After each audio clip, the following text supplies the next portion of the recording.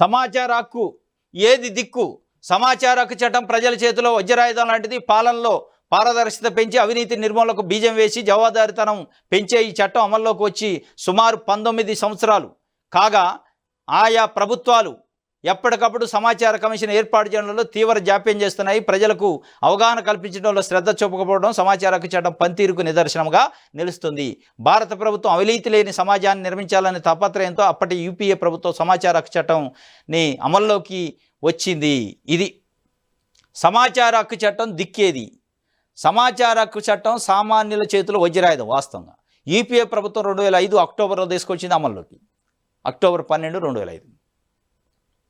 దానికి ఎప్పటికప్పుడు వచ్చిన కొత్త ప్రభుత్వాలు దాన్ని నిర్వీర్యం చేసి దాన్ని ఎక్కడికక్కడ కత్తులతో పొడిచి చంపుతున్నారు ఆ చట్టాన్ని.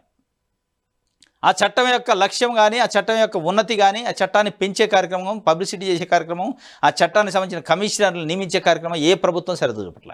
ఎందుకు అంటే వాళ్ళ బండారాలు బయటపడతాయి. ఆ సమాచార హక్కు చట్టం సరిగా అమలైతే వాళ్ళ అవినీతి, అక్రమాలు, కుంభకోణాలు బయటపడతాయి.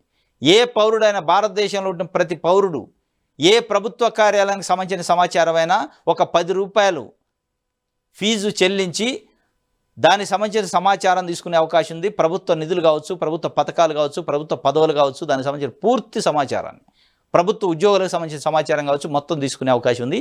దాంతో వాళ్ళ యొక్క బతుకులు బజార్లు పడతాయి, వాళ్ళ యొక్క బండారాలు బయటపడతాయి. కాబట్టి ఏ ప్రభుత్వం వచ్చినా సమాచార హక్కు చట్టమా తీయండి, ఫైల్ పక్కకు పెట్టేయండి.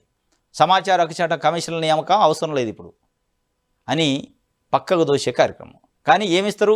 నామినేటెడ్ పదవులు, ఆయన చుట్టూ ఉండే వాళ్ళకి చైర్మన్లు, కార్పొరేషన్ చైర్మన్లు. ఏంది వాళ్ళు పొడిచేది? కార్పొరేషన్ చైర్మన్ ఏం పొడిచేది లేదు. వాళ్ళకు ఒక కారు, వాళ్ళకు ఒక పిఏలు, ఈఏలు, ఒక 2-3 లక్షల జీతాలు ఈ మెయిల్ చేయడానికి ప్రభుత్వం సొమ్మును వాళ్ళకి కట్టబెట్టే కార్యక్రమం. కానీ ప్రజలకు ఉపయోగపడే, ప్రజలకి వజ్రాయుధమైన చట్టానికి సంబంధించి కమిషనర్లని నియమించేదానికి వచ్చేసరికి లేదు ఇప్పుడు అవసరం లేదు, పక్కకు పెట్టేయండి అనే కార్యక్రమం ఏ ప్రభుత్వం ఉంది, ఏ ప్రభుత్వం అయినా అదే ఉంది. ఇది సమాచార హక్కు చట్టానికి ఏది దిక్కు అంటే దిక్కు ఎవడు లేడు.